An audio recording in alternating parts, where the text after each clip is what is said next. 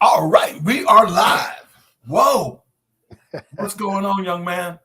Peace, King. Peace, King. How We you have doing? never done this before. We Yeah, have never done this yeah. before. We are live and in living color. Versus the podcast is coming to you right off of this resurrection holiday. How was your Easter? Man, it's fantastic, man. I got to spend it with the family, mom and dad and few uncles and aunts and cousins. And only thing was missing was my beautiful bride, but she works hard, man. That lady And worked, man. somebody's got to take care of the sick on the She holidays. So worked, man. she When, works. when when they talk about essential workers, Yeah, she essential, man, because she be working. she do.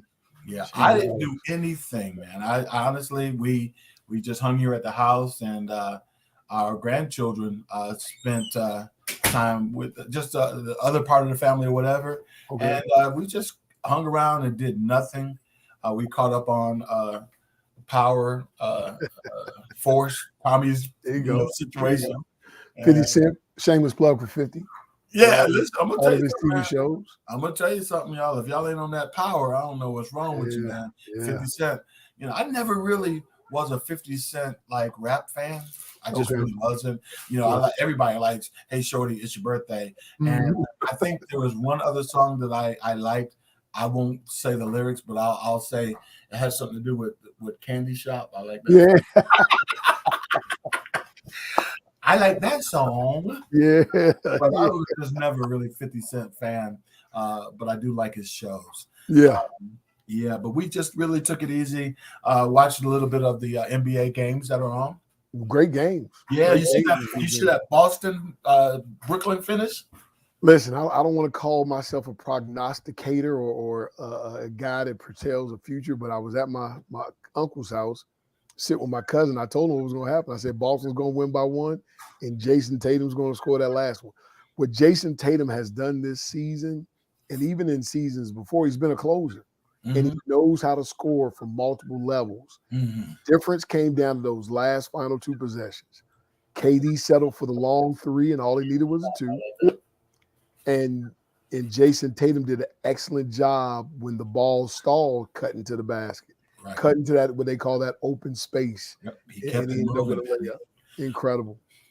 Well, I gave Kyrie a little bit of a pass, even with his defensive breakdown at the last, because he scored 39 points. He did. He did. But He if he really was lit up that fourth quarter. playing better on off-ball defense, Mm, they could have, number one, he could have either made a steal or they could have stopped that shot. yeah. But as we were talking earlier backstage, what's encouraging for Brooklyn is that they took them. They took Boston's best punch because Boston was up. At one point they were up big, and Yeah. then they were able to to chip away. Yeah. And so you got to walk away, even though there are no moral victories, especially in the playoffs. Right. You got to walk away feeling okay, saying, you know what, man, yeah, they won't do that. They couldn't do that to us twice in a row. Yeah. Yeah. Yeah. It's gonna You be also, interesting. well, you have to command better defense Yeah. from your players. Yeah. Yeah. It's going to be interesting to see how they respond. It's going to be it's going to be interesting to see. Oh wow, we got a question already. Yeah, we got a It's going question. to be interesting to see Hey, if listen, we got our guy. This is our guy, Coach. Dave. Yes, it's Coach David Clayton. He wants to know who our least favorite player from back in the day are. And Coach, I'm gonna jump in here first. Go ahead. And this guy, he even makes my stomach hurt now when I see him. My least favorite player in the NBA, Coach Dave, is Isaiah Thomas. Wow. I don't like Zeke, man. Zeke. Coach, I'm gonna tell you why I don't like Zeke. I'm gonna tell you Wow. why I don't like Zeke. Okay, not only am I a Knicks fan in Detroit and New York, but if Right. you watch Isaiah when he was with the Pistons, and I'm talking about in the height of the bad boy era, Mhm. you had Dumars, you had Mahorn, you had all them bruisers that Isaiah knew he could hide behind. Oh yeah. Oh So yeah. what he would do is Yeah. he would instigate and he would hide behind them. And I'm like, dude, that's. And then you don't get no hood cred for that. no, you don't get. And then he gonna come and coach my Knicks, coach. He gonna coach my Knicks. And listen, I said this, and I can say it on the podcast because I've said it before. Isaiah Thomas must have some naked pictures of James Dolan's wife or something, because Isaiah Thomas, when he was the coach of the Knicks, he got the Knicks sued, and lost, and they had to pay money, and we were losing games, and he kept his job. Yeah, he did. Yeah, what did he do that at? Hey, man, listen, Zeke's got that pass, man. I'm gonna tell you an honest to goodness story. My rookie year, we're playing them in Vegas, Thomas and Mack Center. Armand Gilliam, God rest his soul, is our enforcer. And Zeke messed with the wrong guy that day. And they got into a little tussle. This is preseason now. They got a little tussle on the court. And a lot of NBA guys have talked about this before. So if in the Thomas and Mack Center, you walk up the ramp and the locker room's on the opposite ends. Armin Gilliam comes out of our locker room. We're sitting on the bench, and we used to call him Hammer. You see Hammer come out of the locker room, and he runs into the Pistons locker room, and out comes Zeke in a towel. I don't know how he got away from him, but he's holding the towel, and he's sprinting, man, hiding behind the security guys that were up there, trying to.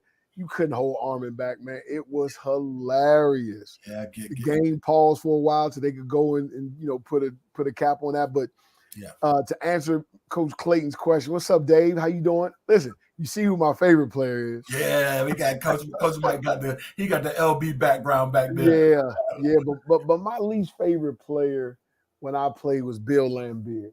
Bill Laimbeer was my least favorite player, and it was because it's a difference to take hard fouls. Yeah. It's another thing to try to hurt people. Yeah. And Bill Laimbeer literally tried to hurt people. Yeah. He pushed you out the air. Yeah. He'd clothesline you.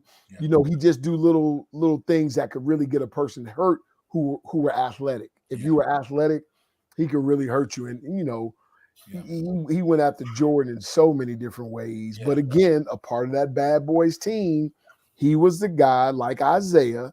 Yeah. That was the ignition switch. Yes. They ignited the fires, but a lot of times, other than when Robert Parrish cold clocked him a couple of times, Bill Laimbeer didn't get into too many tussles because he had Oak, he had not Oak, he had Rick Mahorn, he had John Sally, he had Dennis Rodman. They had a whole lot of other enforcers out there that, kind of ran to their aid. So, Bill Laimbeer was just a cheap shot artist. Well, and we were talking, me and one of my AAU parents, and I was telling them that the NBA was different because Isaiah, okay, I'll give you an example. You remember when Karl Malone elbowed Isaiah in the eye and cut his eye? No flagrant foul, no technical foul, no thrown out of the game. Most of the time back then, if you got into a fist fight, they would let you fight. They would call a regular foul, but they didn't even throw you out the game. It was a common foul. Yeah. Now, a common foul. Shoot, if you look at a player and you say, "Oh, your shoe's untied," I got a flagrant.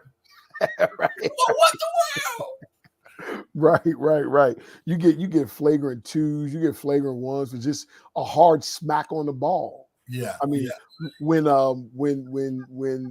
Kurt Rambis got clotheslined from Larry Bird in the playoffs, man, shoot, that was that should have been that should have been a ejection and everything else, but no, they both just kept on playing. Yeah, I'm reading. Matter of fact, let me give a shout out to my my oldest son, Steven. He bought me for Christmas. Wow. Yeah, Oakley's book. Yeah. And The Last Enforcer. And one of the things that he talks about is the differences in the mentality. And we know this. Back then, you wasn't driving down the lane unless somebody put hands on you, and they was gonna lay hands on you for real. Right. And the Knicks had a rule. Right. Ain't nobody coming in here. Ain't nobody coming here with it unless you put them on the ground. Right. Listen, my rookie year, I got 2 concussions. And Mark West was our enforcer, our big guy. Mhm. And Mark was like, hey, listen, be careful and keep your head on the swivel whenever you run through that lane. Mm. So we're playing Portland, up in Portland. And they had a big guy by the name of, I don't know if y'all remember, LaSalle Thompson. Yes, LaSalle Oh, Thompson. Yes. man. Yeah. Oh, man. He caught me from the blind side, man, and laid me out. Wow. And then we were playing Utah. And they had Mm. the Man Mountain Mark Eaton, God rest his soul. Yes, yeah, And yeah. I'm chasing Blue Edwards off of a screen. Wow. And this was the day when they would close the door, when they be facing this way, but they turn their back when you're, oh man, and he Mhm. caught me with his elbow on the other side. I remember waking up in the locker room. They had carted me off. Wow. And you know, back then, you know, we had the Sky pagers and things, but I couldn't get a message to my mom quick enough to let her know I was okay. She had called everybody close to the team trying to find out. Let her know that you ain't dead. That's right. That's right. Your baby boy did survive. Yeah. Well, definitely it was a different time. Then a lot tougher. We feel a lot tougher. I think a lot of players today, the athleticism has definitely changed.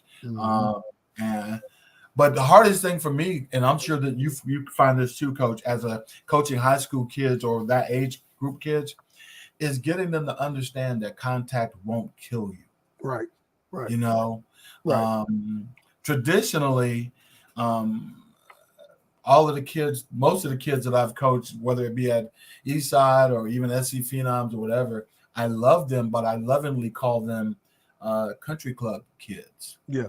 Because a lot of them come from maybe Mitchell Road Christian Academy or, you know, schools like that, or just even from family backgrounds where their parents teach them to be respectful, nice, and not a lot of aggression, you know. And I tell my parents, and I laugh, I say, listen, hey, when they're off the court, they can go, you know, they can be church choir boys, but on the court, I need me some gunshot wounds, some stab wounds. I need some guys with some edge. But it's hard. It's hard to teach a kid how to turn it on and off, you know. Because like I said, on the court, man, you want them to be aggressive. But you don't want them walking around all day long with that aggression on them. So we're going to get ready to jump in a minute. But before we jump, I just want to address Coach Dave's last little thing. Yeah, he knows that Coach Mike loves LBJ. And listen, Coach Dave, on the low key, listen. If Isaiah Thomas walked into my office right now, I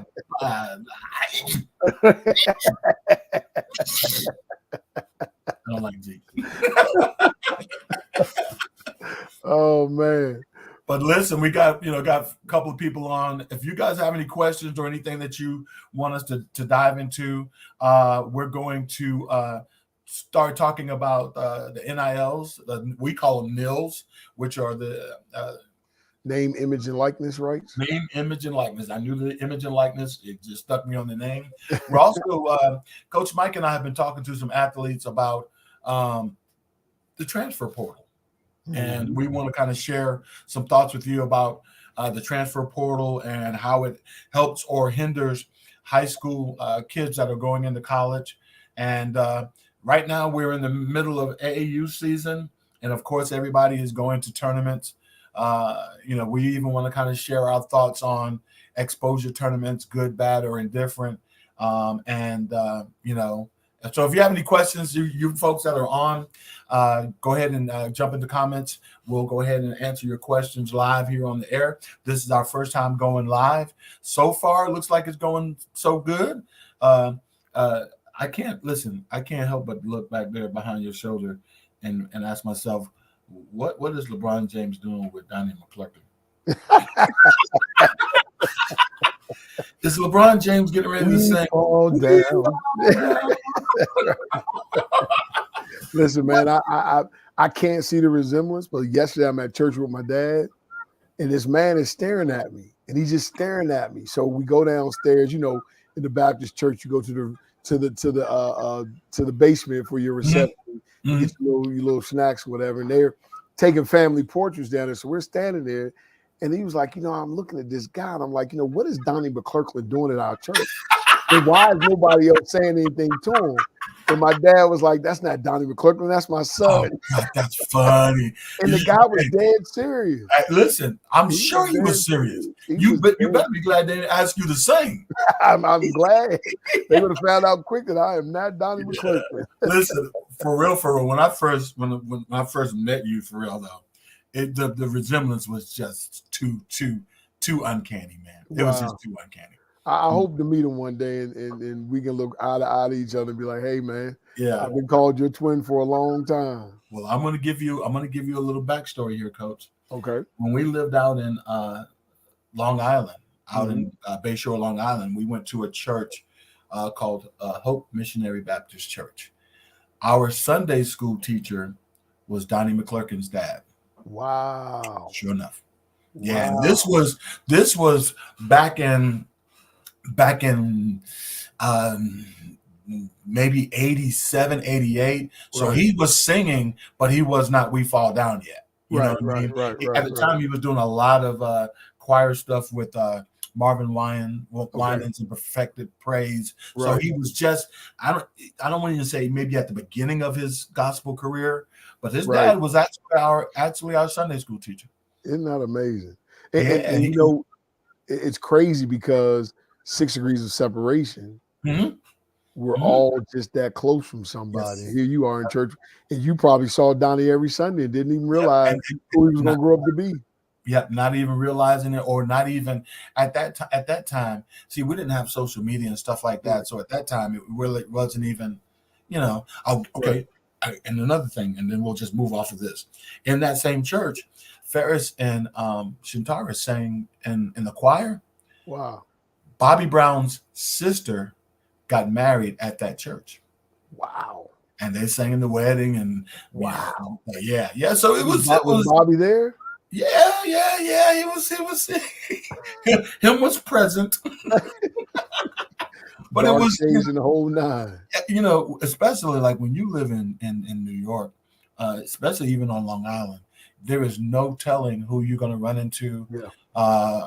Because a lot of people don't like living in Manhattan. They definitely will live out on Long Island so they can get back and forth. Right. But that's my little known history fact for the day. That's awesome. That's awesome. All right, Coach, let's talk about these name, image, and likeness.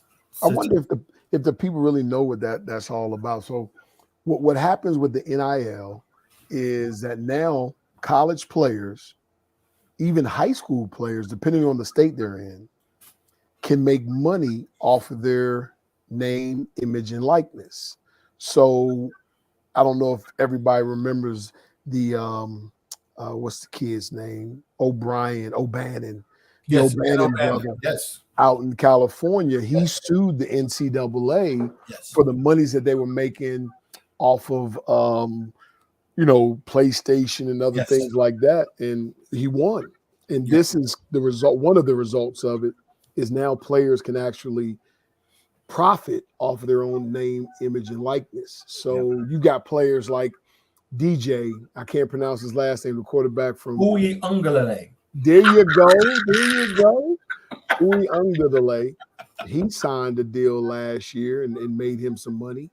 And there were several other football players. There are a few other basketball players. There's some high school basketball players, again, depending on the state they're in, can capitalize off their name, image, and likeness.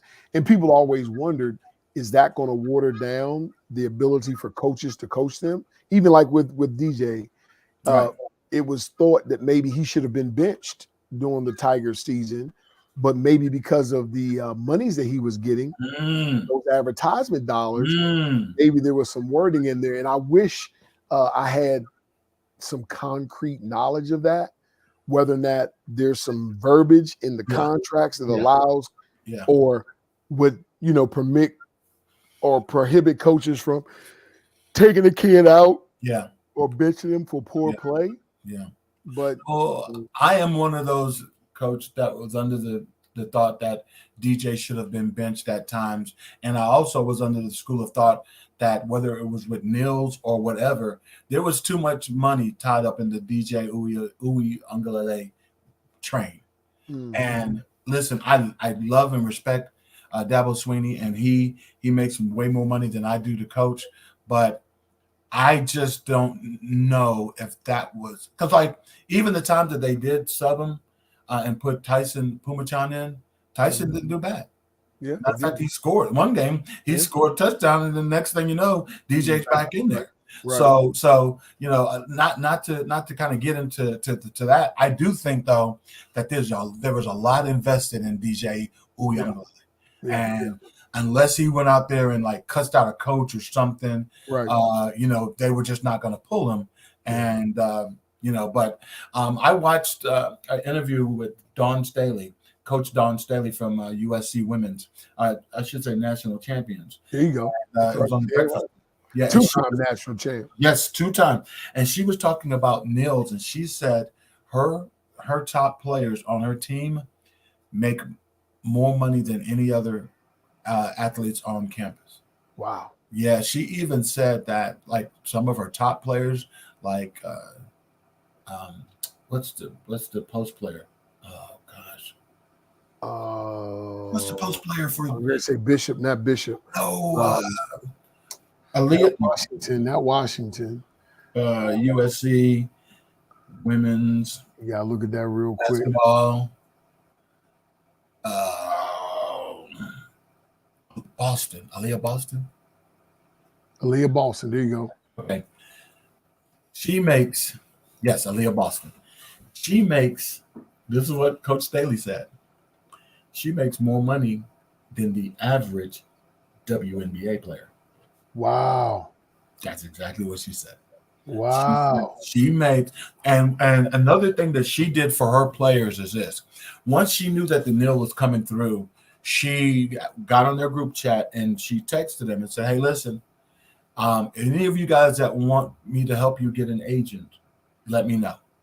And so she met with the parents and she met with the kids. And because her thinking was, if I get this out of the way now, I don't have to deal with this during basketball season. Right. I want to coach and I don't want no distractions. So she said that once the NIL stuff came through and any offers and stuff, they were handled by the girls' agents and she didn't have to do anything. But it surprised me. It surprised me when she said that those girls already were making more than the average WNBA player. Think about what would be my motivation if I'm Aaliyah Boston. What would be my motivation to leave and go to the WNBA? Yeah, if I'm making more money, unless the WNBA, which I think they will, they're going to have to restructure their deals. But I was having this conversation yesterday with some family members, and it's driven by the endorsements, the revenue that TV generates. And again, we've got a few WNBA players now, college players that are dunking the basketball, got a couple high school players. Dawn's going to have one of the highest jumping girl high school players on her squad next year. I mean, this girl's dunking it backwards, windmill, she's doing everything. Huh? How crazy is that? Yeah, man, it's going to be amazing. But with that being said, once they up the revenues and that people start giving those sponsor dollars into it, you'll see a big shift in the contracts, and that'll be good. It's hard, man, when having played overseas for 9 seasons, when you see these girls, and I played for 6 years nonstop. Mm-hmm. There were leagues that would go in between leagues, and for six straight years, at one point, there was no time off. I maybe have a week to travel and get ready to start playing in another league, whether it's from Venezuela to the Philippines to Europe to the Middle East to back to America. It was crazy. It was crazy. But, they have to do what they have to do to make their ends meet. Right. And to make, because you only have a certain amount of earning potential as an athlete to maximize that. And that's the same with all of us. But as an athlete, your body can only hold up, i.e. Tom Brady, for so long. I mean, this guy's fountain of youth is amazing. And I hope he starts selling that juice, because I would like to get me a couple 10-day contracts if I could. Well, listen, yeah, another thing that people kind of overlook on Brady. Number one, the NFL ain't gonna let you hit quarterbacks now at all. If you kind of brush by a quarterback, you get Right, thrown right, out the game. So realistically, as long as Tom Brady can keep himself ready to throw that ball in 3 seconds or less, right, throw it accurately, right. because he ain't running 15 yards down the field. He ain't doing that. So, I agree. I think he's kept himself in really good shape and really good condition. I just back to the NILs. I just think that there's got to be a little bit more regulation on it, Right. because really what's going to happen in a lot of these cases, and we know this, Coach, and we talked about Merle Code's book, Black Market. He outlined a lot of the backdoor dealings of basketball, and I know that it happens in football, where there's a lot of money that passes hands that's really not correct. Right. So now with the NILs, instead of a booster giving a kid a handshake with a fistful of money in it, this booster can come up and say, "I want to give you a NIL. Right. All you got to do is wear my socks, and I'll give you X." You know what I mean? And and coaches can use this now above the board. They can go recruit a player and say, "Hey, listen, we got a local booster. He'll give you a NIL for And I love the voice, Coach. I love the voice.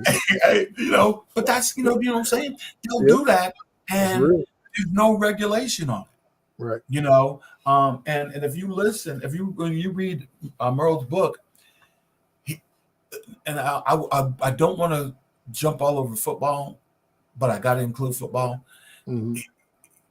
There are, in my opinion, very few 100% clean Power 5 relevant football teams. And let me just put a caveat there. Okay. But it's clean. It's unclean only according to NCAA rules. Right. The rules and regulations Right. are only enforced in certain areas I agree. and for certain programs. I But agree. the ones that are higher revenue generating programs, Right. you're going to help me eat a little bit. We can let that go. And unfortunately, it Mhm. shouldn't be considered the American way, but it is. I agree. Well, I only say that to say that, anyone listening to this podcast or in the future or whatever, you guys know that I'm a super duper Clemson fan. Go Tigers. But even with that being said, I am not stupid enough to think that before these NILs that players were not getting paid at Clemson. Mm. Now, I will say this, and I'm not indicting Dabo Swinney in any kind of way. I will say this, and this is just my personal opinion. These are not the feelings of the station. And I think that he has created a system around himself where he does not know any of that stuff by design. He does, and I'm not saying that he even constructed the mechanism. Right. But one thing that we do know for sure, if we go back and we do our history to jump back on the basketball, when Clemson was recruiting Zion, and one of the Clemson assistant basketball coaches got in trouble, the thing that got him in trouble is they had him on tape saying, "Well, we'll just do it the same way the football team does it." Okay? Yeah. So now, if this coach knows that there's a mechanism in place for the football team to recruit players or whatever, Right. and so I'm glad now that the NIL is in place, that coaches now don't have to sneak now. Right. Because if you're sneaking now and you're doing underhanded stuff, then you're stupid. Right. Because you don't got to do it. Right. You can hide any kind of money, or you can funnel any kind of money behind a NIL. Right. You can give a kid a T-shirt deal for selling blank T-shirts with his number on it. It's just his number, nothing else. Right. And Right. Call it a nil. I got you. because nobody's regulating what the value of these NILs are or what they can be. Nobody's saying that, well, you can't pay, NILs can't be no more than $10,000 or whatever. Right. Because Adidas has struck a deal with all of their schools that wear their gear. Yep. Every athlete, doesn't matter what sport, doesn't matter whatever, if you generate income off of your social media toward them and their apparel, yep, you get money. Yeah. So I now think they if were you're doing like what 500 some athletes with yeah, that deal. yeah. And if you are a coach and you're cheating now, you're greedy. Yeah. You know what I mean? Because you don't but it's still going to happen. And I wish I knew more of the regulation. I wish I had read up on it to know more of like, is there any regulatory rules or governing body about how much money a kid can receive? Because it can get outrageous and it can get to the point where I think this kid, Mikey Williams, the high school kid that's only a junior now, how are they going to control that? They can't, right? And how are you going to get, as a coach? Let me ask you this question, Coach. As a coach, here you have this kid. You're a high school coach now. Stipends, and our stipends probably not even. Is that what they call it? Yes, yeah. The donations that they give us, but this kid's making $2 million on the NIL. He's driving a house, your house to practice. Yeah. Is he going to listen to you? Will you have the ability to coach that kid to be a part of a team when he's being put on his pedestal? And I'm going to tell you something, Coach. You and I know we've seen players that have less try to be power hungry like that. I would not want to coach Mikey Williams. I just really would not want to.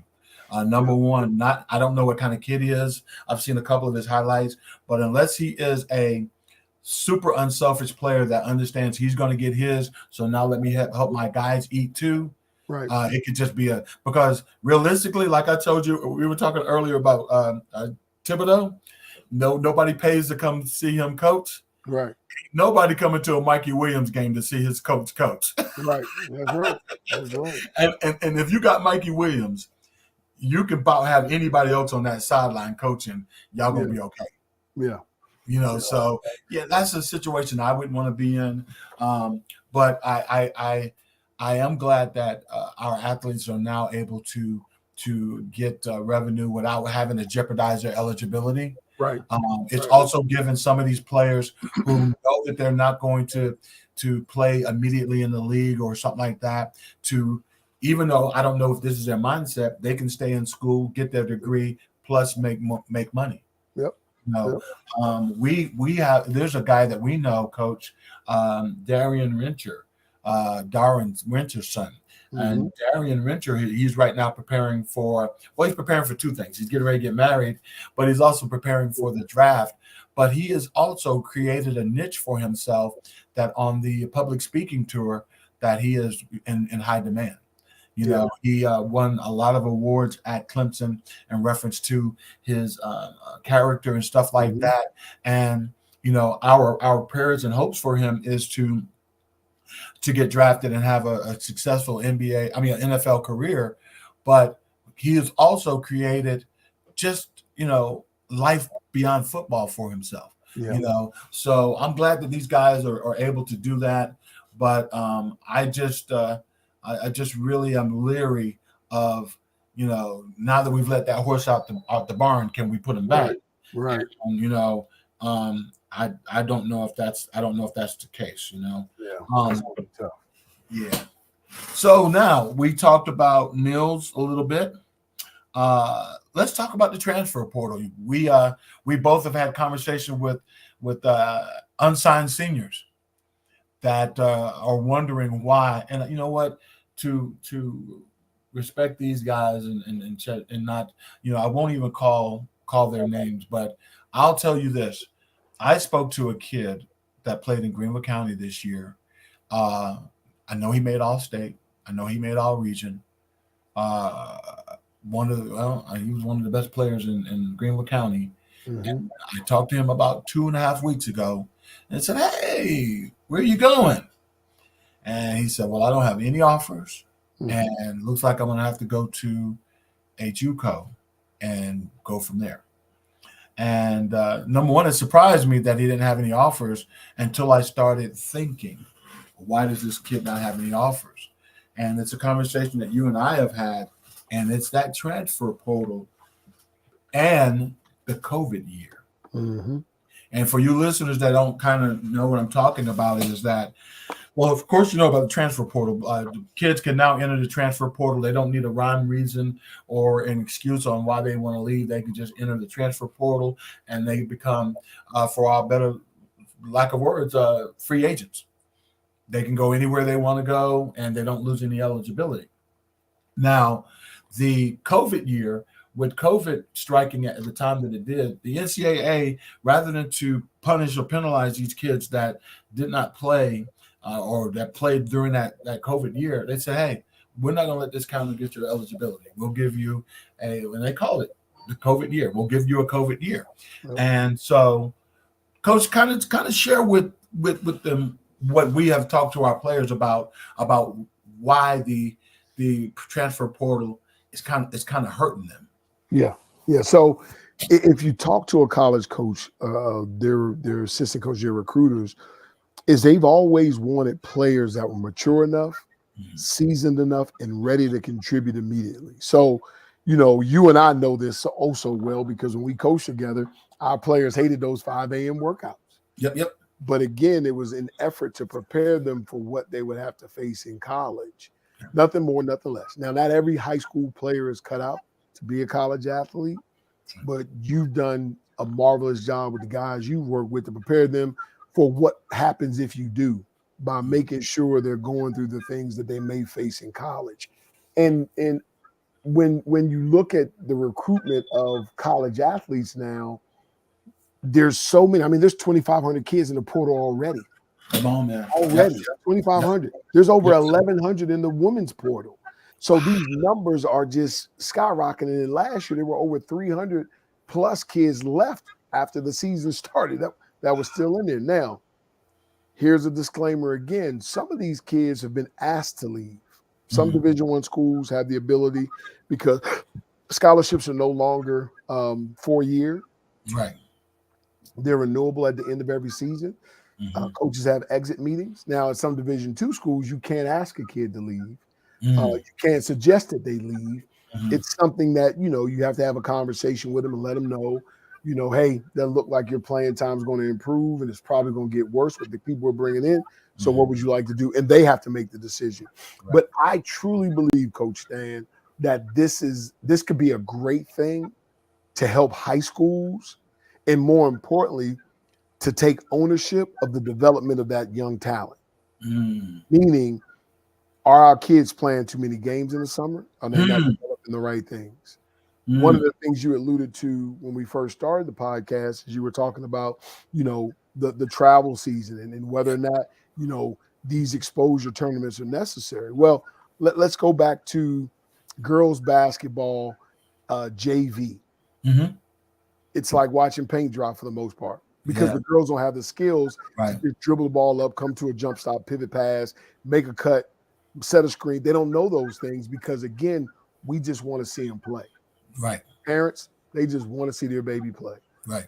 Now, how well they play is always our fault as coaches. We're supposed to be getting them ready. Well, remember, you guys vacationed for the whole month of June. Wow. You got back in town in July, and there was, you had this holiday, you had Sissy getting married, you had this person going this place, and now here we are in August, school starts, and then September comes and we're having trials. It's like, oh, I can't make it to trials because I'm participating in another sport. We get all that, but you cannot turn a ball of clay into a pot without that water, without that spinning wheel, without all the adding that fire to it too, and that fire that's going to make it hard. That's right. So, this portal situation is lighting a fire and bringing some attention to the lack and need for more development on the younger ages. They've got to do more development and less playing Jay Billis said this probably about 10 years ago, and he actually said it when we were at LeBron's camp. The pyramid's turned upside down now. Yes, it is. We play more games, Mm-hmm. and only a few people train. Yep. And those few people that train end up getting the rewards of a long, I ain't gonna say NBA career, Right. but they get to play. They get to play college at the college of their choice and live out a dream. And there are enough schools, man. There's nothing wrong with Division II. There's nothing wrong with NAIA basketball. There's so much good basketball out there that kids need to stop and get off of that prideful horse of going where they think they should go and dance with the girl that's actually to the prom. You know, stop trying to be like the Joneses and everybody else. Go to where it works for you. And you hit it right on the head, Coach. I have given a lot of athletes this advice: make the transfer portal work for you. And here's how. If I feel, and they all feel this way, if I feel like I'm a D1 athlete, but I don't got no D1 offers, and I got a D2 offer or NAIA, you take the offer.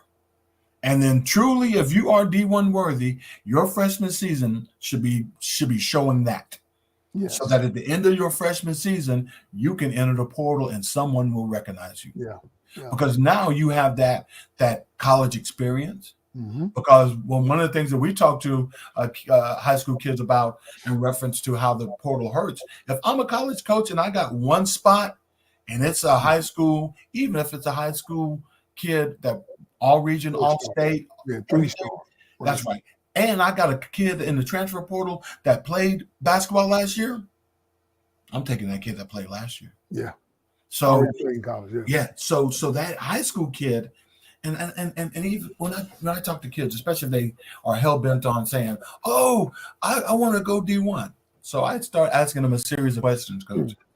I ask them, "Are you the best player on your team? Are you the best player in your region? Are you the best player in your city? Are you one of the best players in your state?" Right. If the answer is no to any one of them questions, you ain't gonna go D1. Right. Because Mike Krzyzewski ain't coming to Malden, South Carolina to look at the third best shooting guard on that team. Right. So we have to be realistic. And if you really just say, I am D1, then take the offer that you got and flip it into a D1 offer. That's right. You know, but I think that sometimes whenever we're not realistic with these kids or not honest with them, which is something, and now, you know, you and I have spent a lot of time around each other, around kids. And people can say what they want to say about Coach Stan and Coach Mike. You ain't gonna never be able to say that we blew smoke up a kid's tail, because I'm not gonna do that. Right. Not gonna do it. And I may try to do it. I may try to crack a joke on a kid and say, "Hey, you ain't, you know," but I'm not gonna say that you're ready, because you know something, Coach? They take what we say for real. Yeah. You know, it took me a minute to realize the value that my word in basketball or your word in basketball, how much it holds, you know? Yes. And because now I realize that, I'm never going to be dishonest with a kid now listen, the parent and the kid don't have to agree with me. Right. And a lot of times they really don't, and that's fine. But if you ask me for my honest, hey, Coach, do you think that Johnny Greenhand can play Division I basketball? Right. And he can't even get me a double-double in an AAU. Right. And he's getting the minutes. Right. You know what I mean? Right. And then I'll be like, not unless you play for the Spartanburg School of the Deaf and Blind. No, right. You know? Right. I thought you were going to use your other favorite team. Listen, I have to cut him some slack. and listen, for those of you that don't know, a long time ago, I created a fictitious AAU team called the Fountain Inn Fart Busters. And I would say stuff to kids like, well, listen, if you don't want to play for the numbs, you don't want to work out, you can go play for the Fountain Inn Fart Busters. But since the establishment of Fountain High, You have to I'm take gonna that show down. them some respect. I might have to retire the fart busters, even though I heard they really stink. I,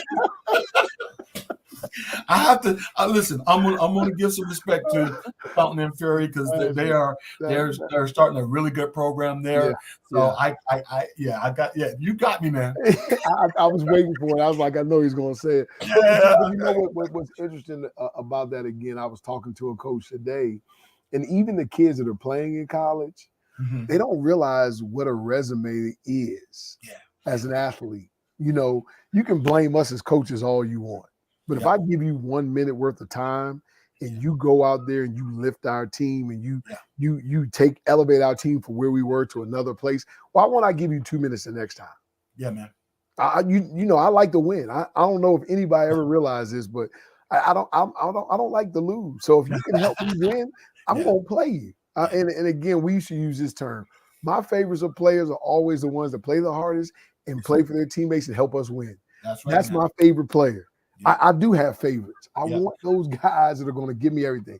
Now, unfortunately, you can't play more than 5 people at a time. But if you got 8 people, Mhm. you got 5 on the floor and 3 people that lift you when they go in the game, Yeah. you're building something. You remember we had a team of not one college athlete, Right. not one. Right. And we go to the upper state championship versus Ren, man. And that was a magical season because we had 12 guys Yes. that bought in, and we could play 12 guys every night that Yes. bought in and fought tooth and nail for one another.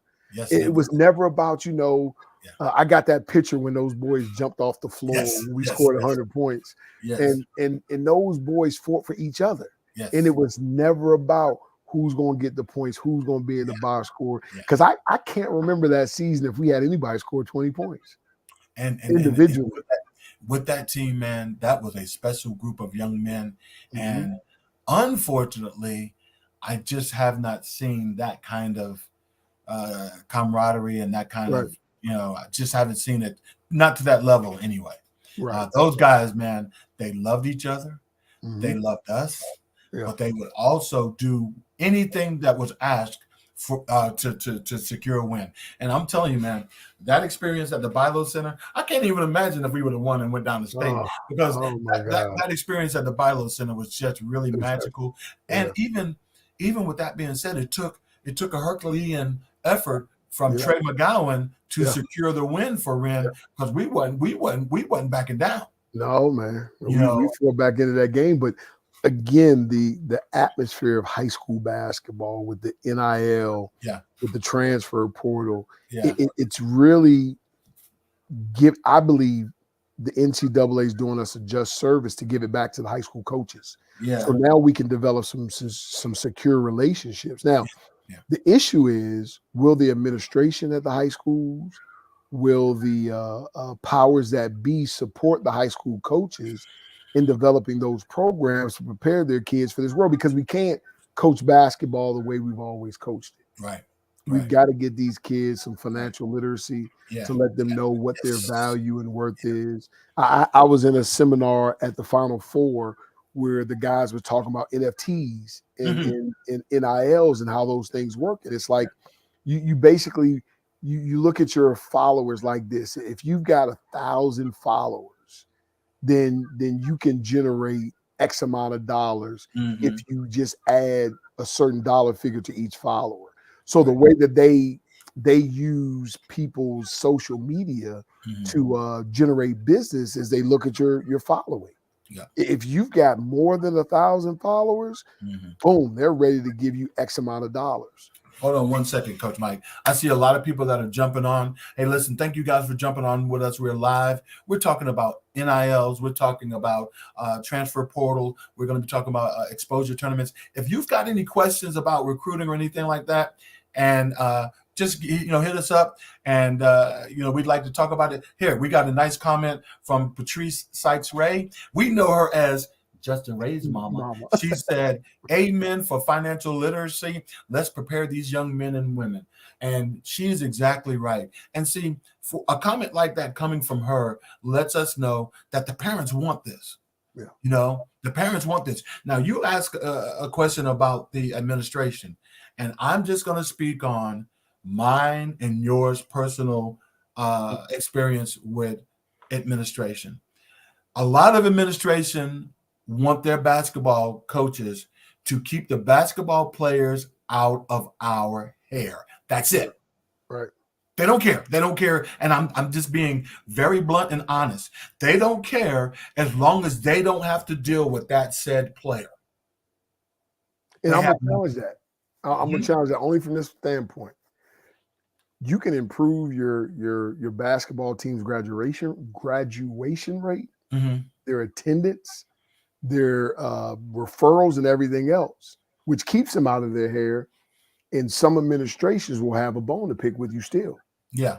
Because again, like Patrice was saying, when you introduce something that they haven't necessarily came up with themselves, then it looks like you're trying to usurp their authority or you're trying to step outside the box. But, let's be honest, man, you gotta do what you just said. You gotta talk to the parents. And you and I, we don't coach basketball. We coach families. Yes, we do. We don't. Exactly. I've never believed in, I was a professional athlete. I was a Division I college athlete. And that ice wall between my parents and the coaches, I didn't like. I didn't like the fact that it was no relationship there. Right. So one of the things I wanted to change, which my mom charged me with, she was like, hey, what are you going to do differently than the coaches you had? I want to really get to know the families. And I don't want to get to know them on the surface. Right. I want to get to know them from a standpoint that if something's going on in their life, they don't feel like they're letting us down because they have a death in their family and they need to decide on whether or not Justin goes to play or whether or not we need to support that. That's right. If there's a situation where mom is sick and the kid's just having a bad day, hey, let's support that kid and let's put basketball in its rightful place. And remember, this is a young human being that's going through something for the first time. How can we support him without making him feel like, we've been through it. We've been through deaths. We've been through parents getting arrested. We've been through fires. We've been through crashes. The life of a high school coach. And again, you with your SC Phenom stuff, it doesn't end when the season ends in February and March. It picks right back up. Right. I'm going to tell you this, Coach, and I hope that I hope I'm not out of line. I really wish a million times that people could see some of the stuff that I've seen you do and go through for these kids, especially when we were at JO, man. I'm being totally serious. And listen, you know what I'm talking about. I've seen you go through and do some stuff for kids and families, and you did it without the expectation of anything back. Just seeing that need, whatever it is, and a lot of times, sometimes it was financial, but a lot of times it was not even financial. It was more of a mentorship kind of thing by setting some of these kids on the right path on some stuff that they don't understand, and they don't have anybody else to talk to about it. Because we know a couple of kids that unfortunately their parents were not equipped to even kind of have conversations with them. So, but I just wanted to say, man, I wish that people could see some of the stuff I've seen. Well, and that's a mirror that we're looking into, but we don't do what we're doing for anybody to see it. We just meet the needs that's there, and thank God that we're in the position we are, even now, when we're not even, in a position that people would consider to be authority to coach. We're still coaching. We're still trying to figure out a way. I tell you, you find out how much you love a thing when that thing is taken from you. When you can't do it the way that you think you can, you find out really how much you love it. And right. And again, that'll preach right there. What's crazy, man, is me and Michaela was watching my draft night interview on television. And the words that came out of my mouth were, I'd play for peanuts. Wow. I just want to play basketball. Yeah. And it rings true with everything you do. It's like, how do we help kids this day Stan, with the NIL, Yeah. with all the travel bags? How do we help them develop that love for the game? And you know what? That's one of my biggest frustrations with some of the athletes that I have is that, in my opinion, they have too many options and very, very. There are very few athletes. Now I'm going to tell you, we talked about Miss Ray's comment. Her son Justin, in my opinion, well, it ain't my opinion, it's fact, is one of the top players in the state of South Carolina for Hands down. well, for two reasons. Number one, he's talented. Okay. Mm-hmm. But the biggest reason that Justin Ray is one of the best players in the state of South Carolina, that dude loves the game and he works his butt off. Yeah, 100%. I mean, and you know that because you spend time with him. Yeah. You know, listen, when other kids are on the game and they're playing PlayStation or they're texting their girlfriend or whatever, Right. that dude's in the gym. That's right. And That's right. when he works out, there's another player that I had, Jacob Smith. Jacob is actually now a college coach and getting ready to be a high school coach. Jacob Smith and Justin Ray are two of the kids that I have never seen work out anything less than 100%. You know what I mean? Yeah. You know, sometimes when athletes are going through workouts, man, they're going to give you just enough to get through the workout. Man. Right. You know what I mean? Right. If you say, okay, pound, cross, go between your legs and hit the floor, man, there ain't no oomph there. There ain't no, but Justin Ray, and hopefully we can have Justin on. Matter of fact, I'd like to do a family kind of thing because Justin has a little brother, Brandon. Right. Woo! Listen, y'all. I'm sorry if that's turned into the Justin and Brandon Ray fan club. But I'm telling you right now, them two dudes, they try to do something bad to somebody every time they step on the court. I am a fan. So maybe later on we can have that family on and talk about maybe what it takes to raise athlete siblings. Yeah. You know, because we're both blessed to know Dr. Ray and his wife, and they are 100% awesome people. Yep. So you know, we want to, maybe we want to visit that. But listen, exposure tournaments, Coach. What you think about it? Again, I encourage and actually beg every parent to go to the NCAA, NCAA.org, and pull up live periods. We just got one, and we're getting ready to enter another one in a few weeks. Those are the only times that matter. But you have a tournament every weekend. For what reason and what purpose?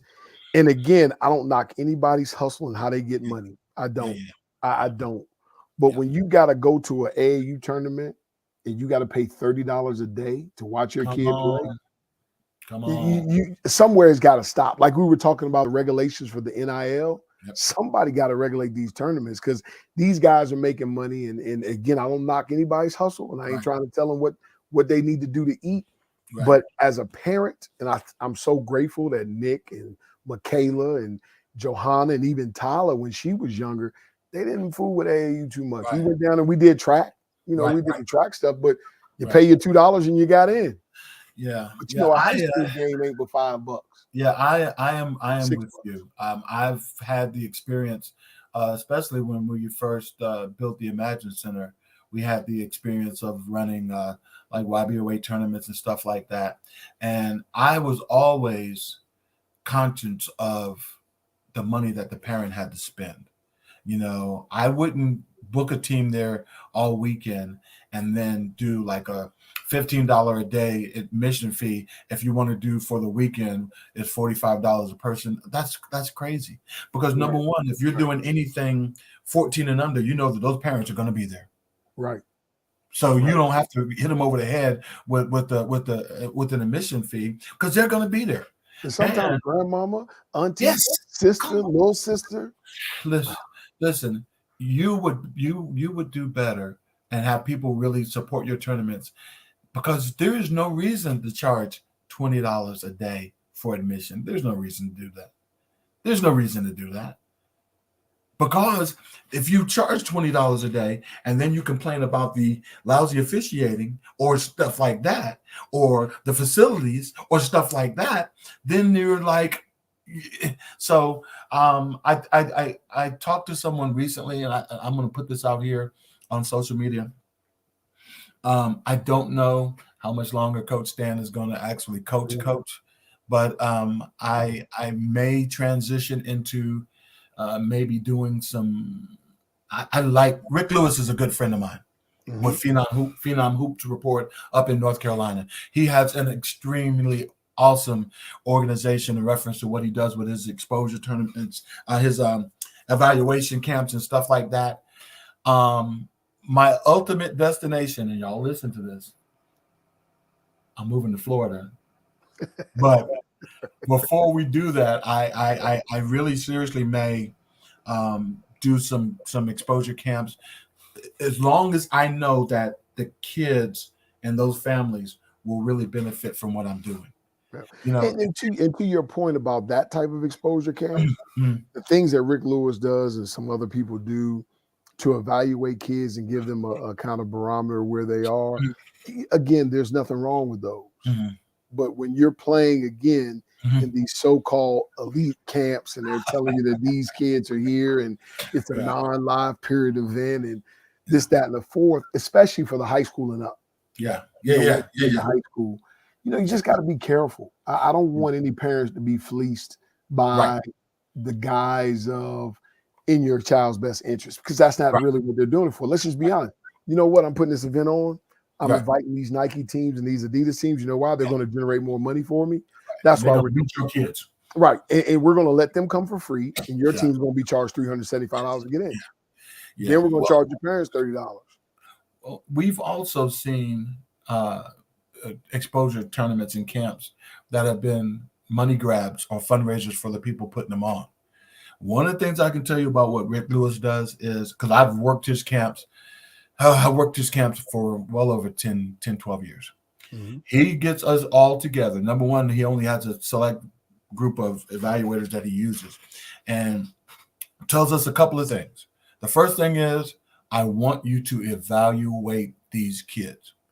And on there, each one of the kids gets a written evaluation. And he said, don't write anything on there that you can't back up with what you see. Because if a parent, me as a consumer, if I'm paying for my kid to go to this camp, and listen, going into it, I know that my kid can't dribble or shoot, and he gets this glowing evaluation back. Oh, awesome ball handler, dead-eye shooter. I'm gonna be mad. Right. I'm gonna be mad. Right. So I'm right now I'm just I'm really seriously just trying to kick around what this last act of my life is going to be, but I can see maybe doing something like that, Right. Yeah. I think you'll be good at it. Again, it's I don't want to call this a hit or miss situation, but it's a situation for parents where you got to invest your time. I use this example because this is really the most living example I have. I met Michael Kidd-Gilchrist's mother. Okay. And Michael Kidd-Gilchrist was a 7th grader, rising 8th grader. Clay Day did a camp called the Junior All-American Camp. And this is the first one he had ever done in Chantilly, Virginia. Yeah. And he allowed assistant college coaches to work the camp. And it was amazing. We had all of Duke's coaches, all of North Carolina, Georgetown's. It was amazing. And we've got all these high-profile athletes. I got the list somewhere, but Michael Kidd-Gilchrist is the one that sticks out in my mind because his mom and I kind of hit it off because she liked the way I dealt with him in the stations. So camp's over, this gangly 6'7" kid, Penny Hardaway, Magic Johnson, he's just dishing all that, got the package. So when we did this camp, you got every AAU coach up the East Coast there. And they're lined up like a freaking receiving line at a funeral. We're standing at the furthest end of the gym. And she said, go ahead, Michael, I'll meet you at the car. And she said, watch this, coach. And she watched her son walk out and watch each of these young men in different stages tap him on the shoulders and ask him, could they talk to him?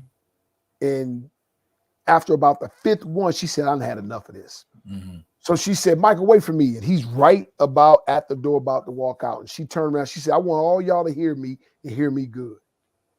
This is a 12-year-old, 13-year-old boy, and I'm his mother.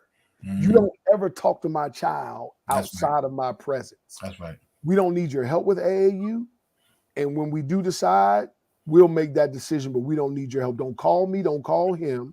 Don't you ever talk to my child again." Now, fast forward 2 years later, when now he's a 10th grader, rising 11th grader, I do a pre-draft camp for Nike up at Team Finals facility. And she and Rob Brown, who is the director of Team Final, we're doing this question and answer with all the parents. So in our pre-draft camps, we work the kids out. When we get done, we have a parent forum. She's there because Michael's now, one of the top players in Philadelphia. He went to the, St. Patrick's School and all that stuff. But anyway, she says, "Rob, tell these people about our relationship." And he said she made it very clear for me. When Mike started playing with us, he would only play in 4 tournaments. That's it. 4 tournaments. Mike was going to summer school. Mike had to visit family. Mike was taking some summer enhancement programs. And then Mike was going to spend some time just with them. Yeah. And she said, "Rob, also tell him what I told you." She said, Rob Brown, I wish we could get Cindy on it because she'll tell you herself. She said, "I told Rob, if my son ever comes home one weekend and tells me that some adult came and talked to him without you being present, that's the last time my son will ever play for you." That's right. That's good stuff. So she set the parameters for how she wanted her son treated. Yeah. She wasn't going to allow anybody to use him. Yeah. And more importantly, you don't set the schedule for my child's summer. I do. That's right. And so it was 4 tournaments. And that's how, in an indirect way, the EYBL was born. Got you. And they came up with their 4 stops. Got you. Well, I think the parents really have to have a better hold on what happens with their kid. Especially, I love the fact of not allowing a grown-up to talk to a kid about something like that. I have kind of a reverse rule. Every year when I do my AAU tryouts, Coach, because of my online registration is online, I get a whole bunch of registration forms, especially for my high school teams.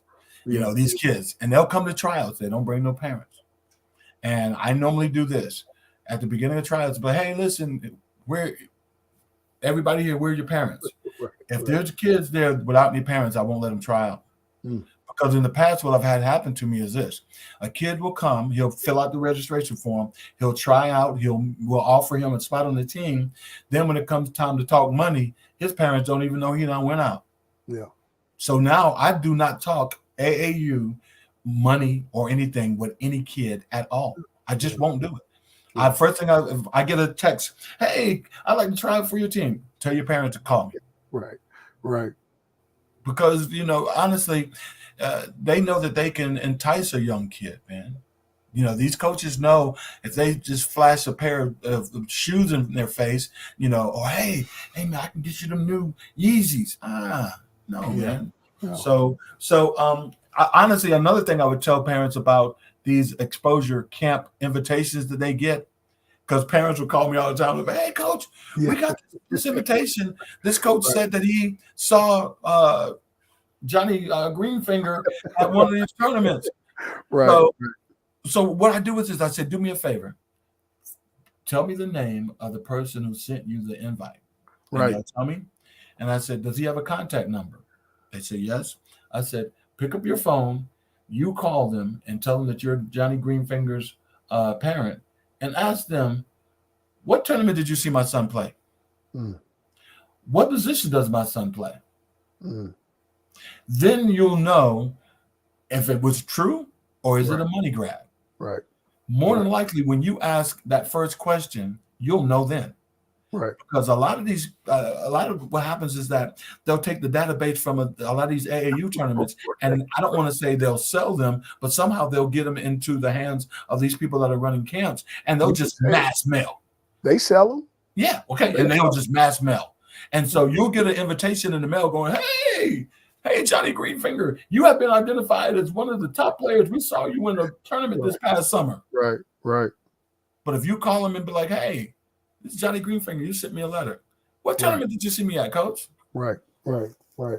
You Right. know? That's a great point. So That's a great parents, do yourself a favor. We all want to think that our kids are the next best thing to sliced bread. Some of these coaches will lead you to believe that they think so, but do your due diligence. Yeah. For any of you guys that are local here, Coach Mike and myself, we are always available to give you. I don't want to call it advice, but if you ask me a situation, I'm going to answer it as if it were involving my son. Right. You know that Coach Mike would do the same thing. So if Yep. you ever have any questions about an exposure camp, a tournament, or a coach, or a situation, you can shoot us an email. Our email address for the podcast is versus the podcast 2424@gmail.com. If you guys know us personally, you can hit us up. And I'm not gonna give my phone number out here on the social media. Y'all got y'all telemarketers. Y'all be calling me. I don't want no goddamn Geico, no car shield. I don't want no car warranty. That's 100%. But seriously, please try to use the resources that we have or some of the experience that we have, because neither one of us are going to give you an answer based on it helping us. Right. I don't, if you ask me a question, I'm not going to have to patent my answer, because if I give you the wrong answer, then your son won't play for me. That's never Right. going to be the case. Right. And Coach Mike is the same. So listen, the landscape is changing. Yes. The rules are changing. But one of the things that we know is that my sister used to say, God rest her soul, the cream always rises to the top. That's right. That's right, Coach. So if you one of them dudes and you have that passion, you have that drive, you have all of those things, and you and your family are doing the homework to make sure that you're in the best situation that you can be, then you're going to be okay. That's right.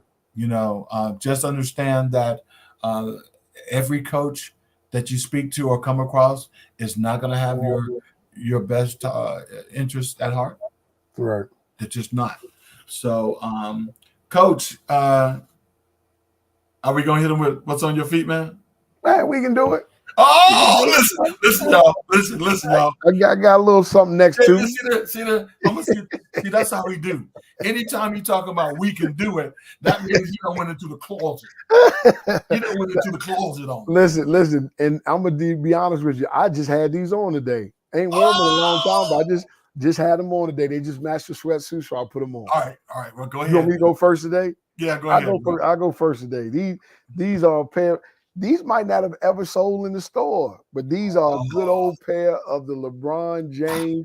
If I turn the lights off, you can really see them because they got reflectors on them. But these are those good soldiers, man. Got the reflector on the inside, the double soles with the thing. Oh man, these are a pair of my favorites, man. I don't wear these often, but I pulled them out today. You about to turn me into Bernie Mac. You see that, America? See that? Look at it. Ain't that he got them great shoes on. Ain't that? I tell you what, I ain't scared of you. All right, bro. He got some new heat. He got some new heat, man. It's playoff time. Look at him. Oh, it's playoff time. These are that's why he let me go first. Yeah, but no, you got me with them goddamn reflectors though. But these are Hardens, man. Look at them Hardens. Got the pastel colors, got the Easter colors on them. Look at them. These are Easter eggs. Yeah. Ready for the playoffs. I knew you were going to have the playoffs. Listen, this has been really good. Our first live broadcast. We can do this and more. We still got some really good interviews coming up. But we can do this a lot more. We didn't have any hitches that I'm aware of. Listen, for those of you that watched us, we appreciate you guys. I'm going to replay this in the future, maybe a couple of times this week, so you guys that did not watch us live are able to see us. Also, if you have a question or a subject or anything that you want to talk about, just hit us up on our email address. Our email address again is versus the podcast 2424 at gmail.com. That's versus the podcast at versus the podcast 2424 at gmail.com. And we'll definitely give you a shout out and read out your questions and answer them. But Coach, this has been a good one. Man, it's been great, Coach. It's been great. Yeah. Like time just flew, man. It's been an hour already, man. Yeah, man. We've been having fun. A little over an hour. And got some good callers in. We get some more guests on. Be good. I'm tired, man. I'm old. I'm going to bed. All right, man. As always, peace, King. Yes, sir.